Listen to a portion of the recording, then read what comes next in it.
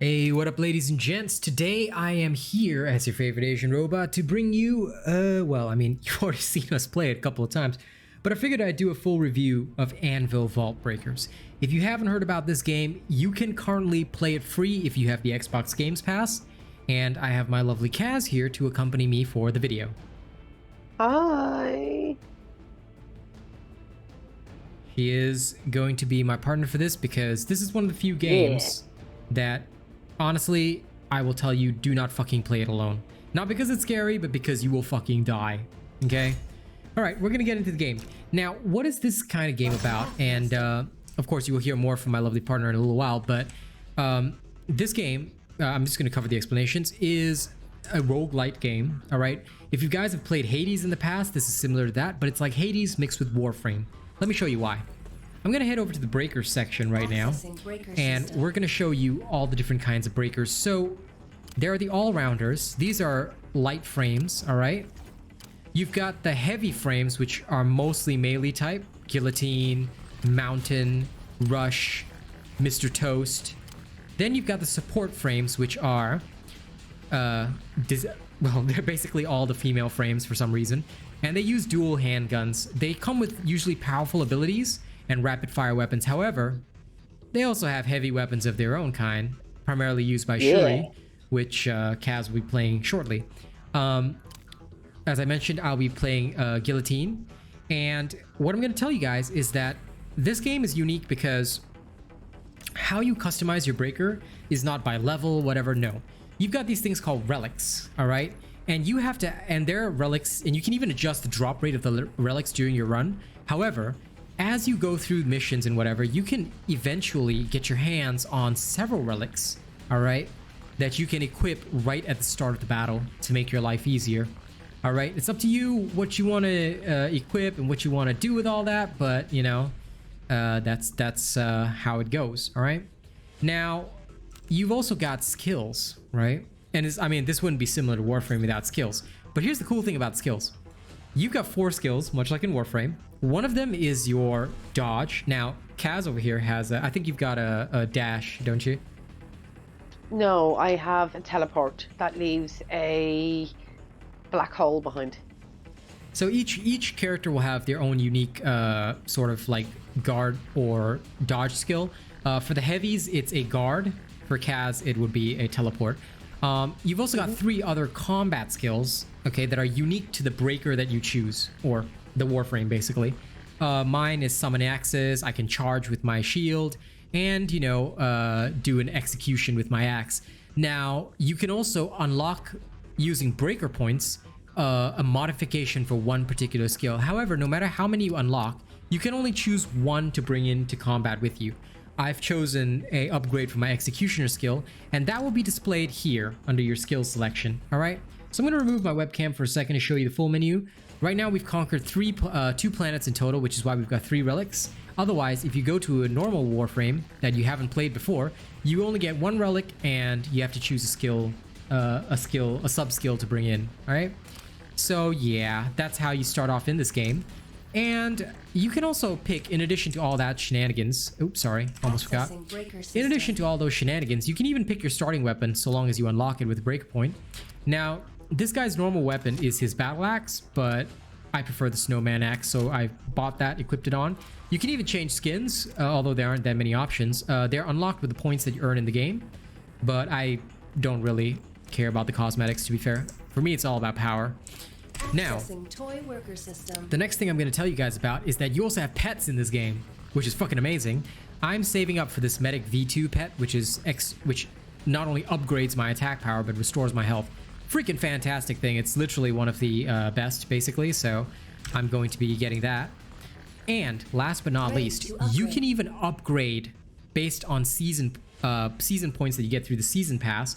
You can upgrade your breaker in, you know, with a variety of defensive, offensive, and strategic upgrades. It's all up to you. This one you can reset as much as you like, change your builds anytime. It's fantastic. All right, I've only got a very basic build going, but it's been doing good so far.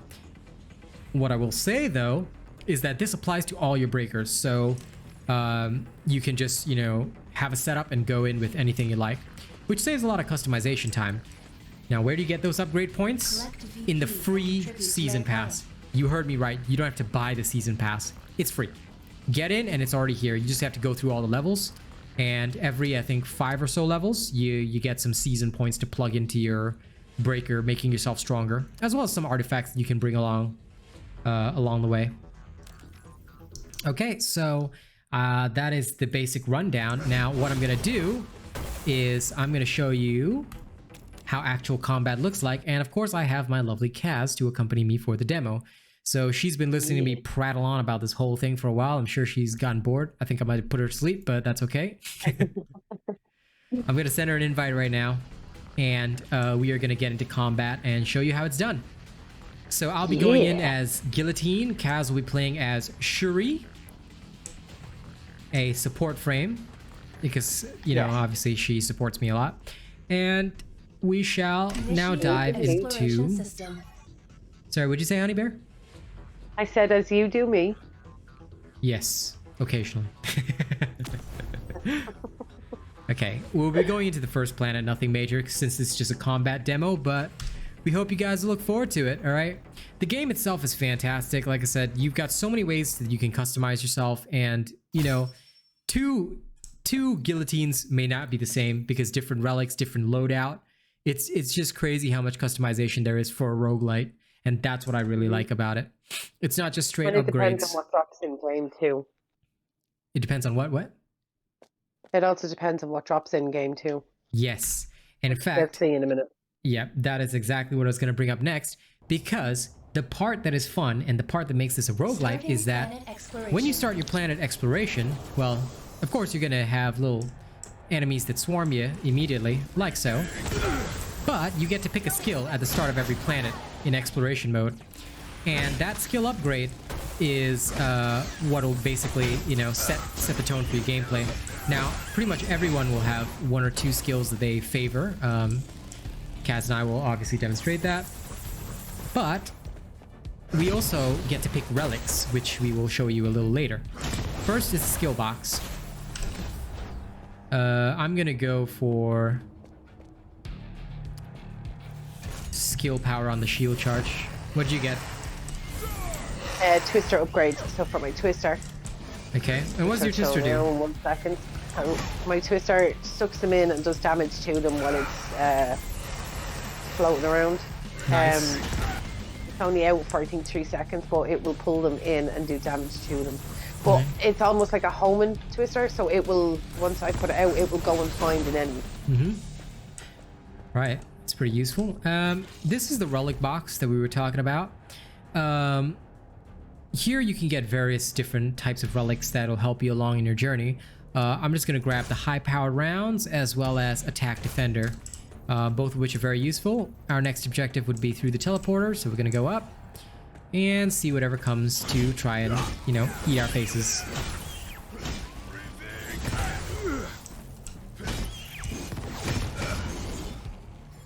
The cool thing is that, like, different guns function in different ways, and for the melee weapons, they've got different combos for different weapons as well.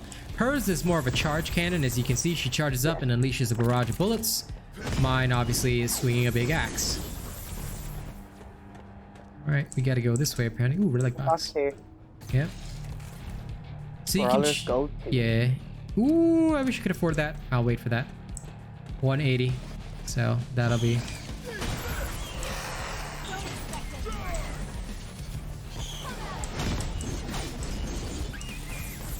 I can afford it now. Whee!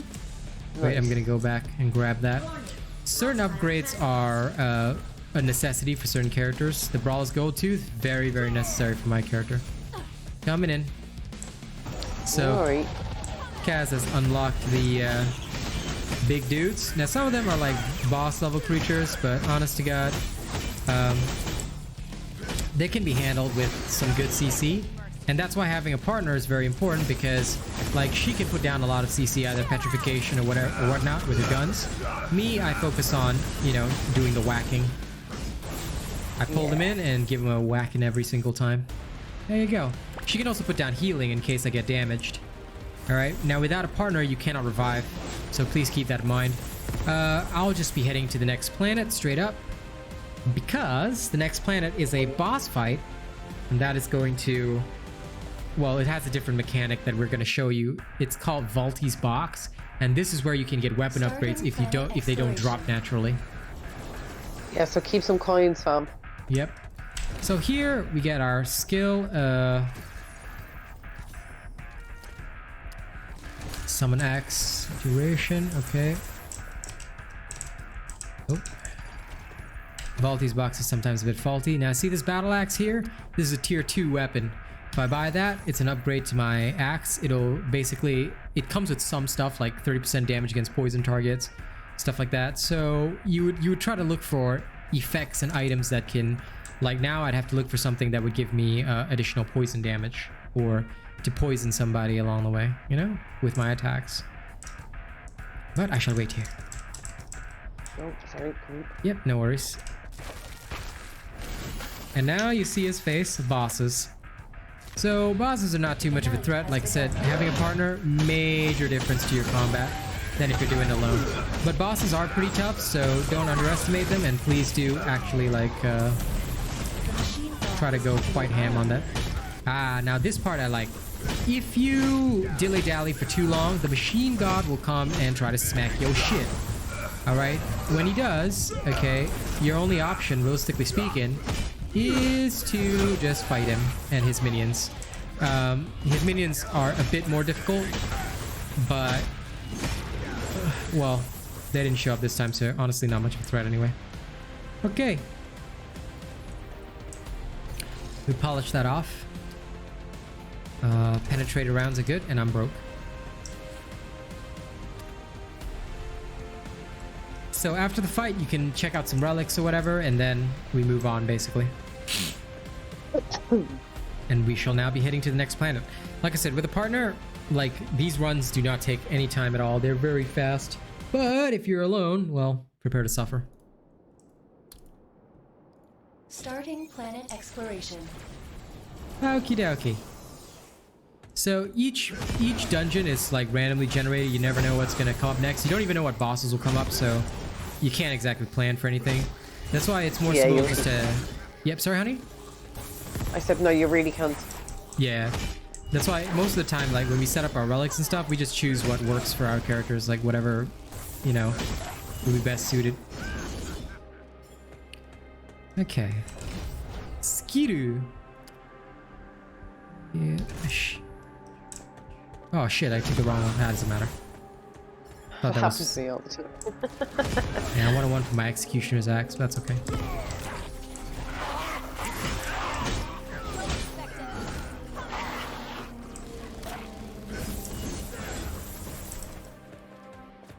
Everything dead?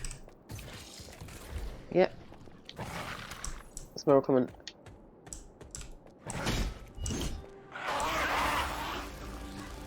Ah. Okay, worked my way through that. Now we gotta go up top. Okay, teleporter. Whee!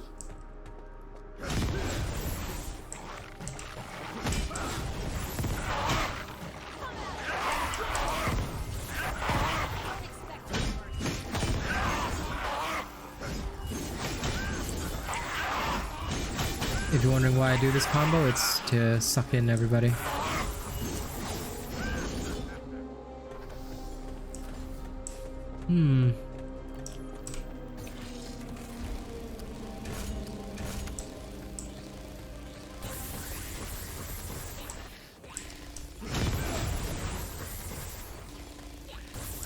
Some objectives are like this, where you have to just sort of stand in the box and activate like the battle worker or whatever.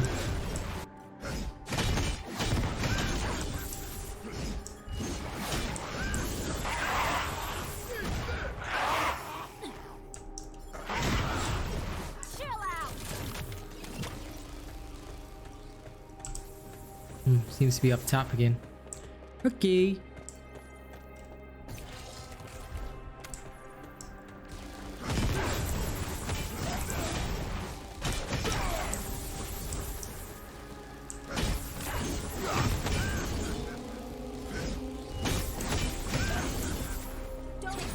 I think you guys can see that my style is pretty much draw them in and, you know, give them a whacking.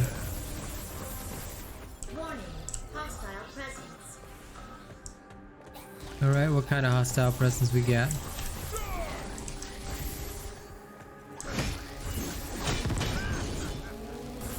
The machine god is keeping an eye on you.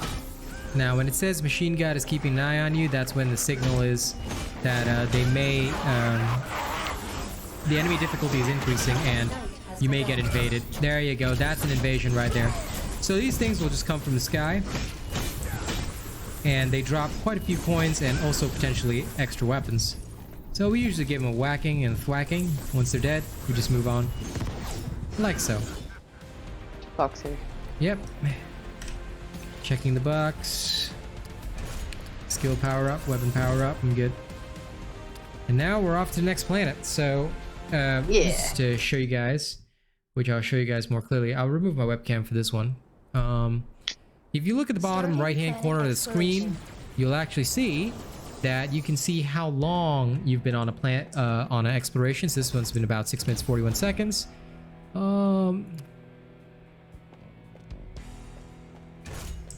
Ooh, extra critical damage on my shield charge. That's good.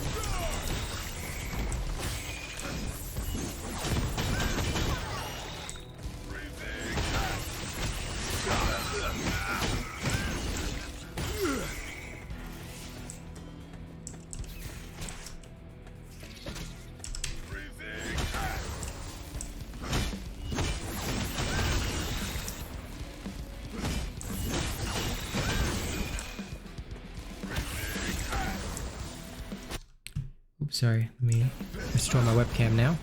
Okay. Now this is a time limit mission, so all we gotta do is just stay on the planet and beat the living shit out of everybody.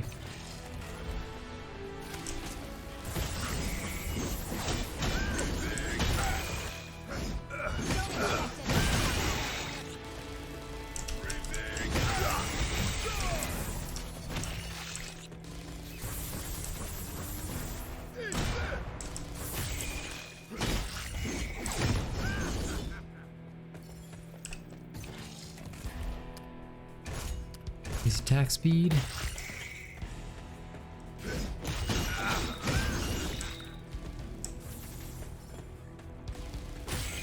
I'm going toward the right. Yeah, right with you.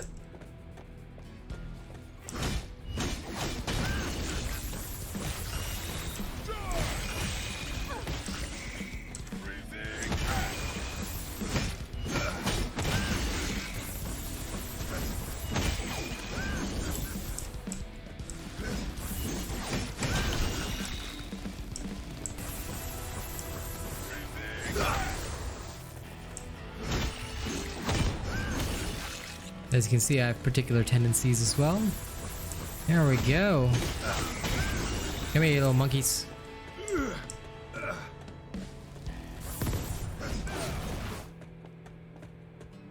Okay. Box. Yeah. Increase skill power. Recover whenever I use a skill. Beautiful. I'm heading to down bottom. Yeah. So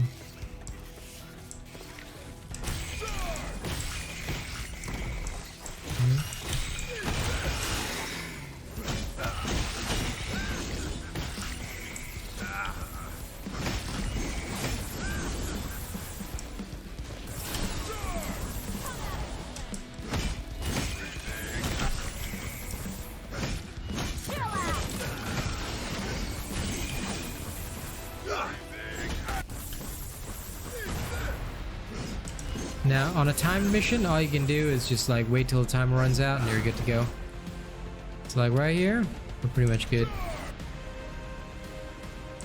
Yep.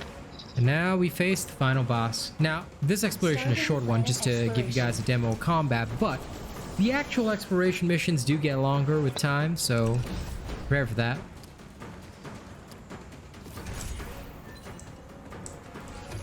Now, here we have our T3 weapon, so that'll work. And critical power chip, I'll take that too. Hang on, 1 second. I just wanna, oops.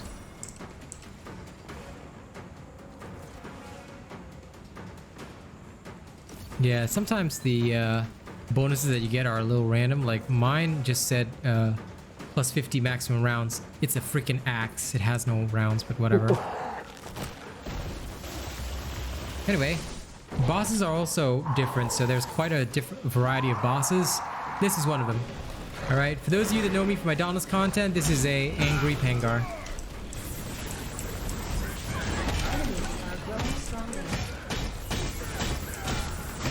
So I usually go hard at it by, you know, giving it a photo whacking.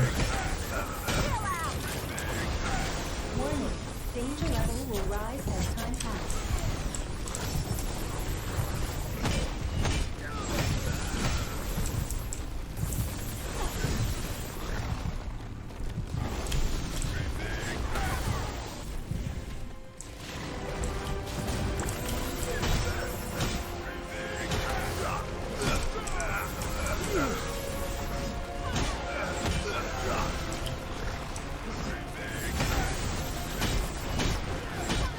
And we've almost chopped him down, and there you go. He is done for. And that is what we call a successful mission. Now, after the exploration ends, well done, partner. We get to see our stats and all that other rubbish, but the most important thing is, at the very end of it all, we usually get a relic. So the key now is, oh, replicated Brawler's Gold Tooth, thank you. Now I can have that forever. And we just got something real good. So, ladies and gents, thank you very much for watching our review. If you have a life partner, if you have friends, this is the game for you. If you don't, then, well, you know, I feel super sorry for you. But don't worry, you know, I'm sure you can find friends eventually. You can also pay for friends. But anyway, if you have friends, this is a great game to play. Have fun. It is super fun, all right? There's random matchmaking if you don't have friends, but obviously you can't communicate with randos as well as you would with friend. And it's like much like with Destiny, you have a fire squad of about 3, maximum size of 3. So you know, go at it, go at it. Like I said, if you got the Xbox Games Pass, it's free, and I'm not paid to say that. All right, I don't know the devs of this game. The devs don't know me. But regardless, ladies and gents, thank you very much for watching this video. If you like my content, don't forget to like, share, and subscribe. If you want to see anything Anvil related, let me know in the comments, and I'll happily do like a video on whatever I can. If you want to support us further, you can drop a tip via the link in the description of the video. You can send super thanks on YouTube. You can join as a channel member, or drop by the stream and send super chats. Okay, here are some of our top supporters. Here's the Throne of Honor, Death Dawning 982, our Plus Ultra member, top tier. Stephen Martin, Jerry Fast, Joshua Moritz, The Forgotten, Nate the Great, Rogue Assassin, Oh Mr. Cream Puff, Zach NFG, and Matt Berdeo. All fantastic individuals. Thank you for being prestiged. And July's top supporters, Bravo7910, Cazmanta, my lovely girl, Zavi Uzumaki, The Mighty Zeno, Death Dawning 92, Miss Eve, Oh Mr. Cream Puff, Daniel Titty, Noisy, Matt Berdeo, Rogue Assassin, Anarchy Inc., Nate the Great, Riv Archer 124, CJ on Pluto, Wolfstar Heart, Jordan Shelton, Alfonsi Manerni, Jake Unra, Horitoshi, and Luminous Hill. Thank you guys for being July's top supporters. We'll see you all on the next one. Bye. I'm going to go drag her into more explorations now. Catch you later. Yep.